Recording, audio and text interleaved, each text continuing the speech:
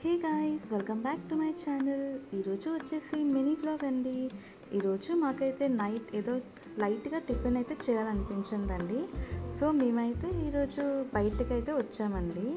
మా బివాంష్ అయితే చాలా ఎక్సైటెడ్గా ఉన్నారండి, అసలు ఏం తినాలి అండి. సో మేము వచ్చేసి సాయికాస్ గ్రీన్ చట్నీ అండి ఈ హోటల్ పేరు.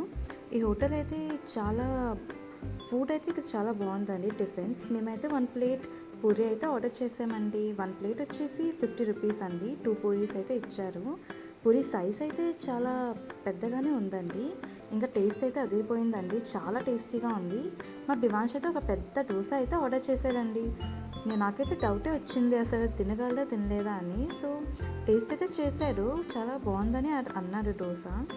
సో మా మాయ ఫేవరెట్ అయితే ఎవ్రీ టైం దోశ అండి. సో ఈరోజు మా మాయ మసాలా దోశ అయితే ఆర్డర్ చేశారండి.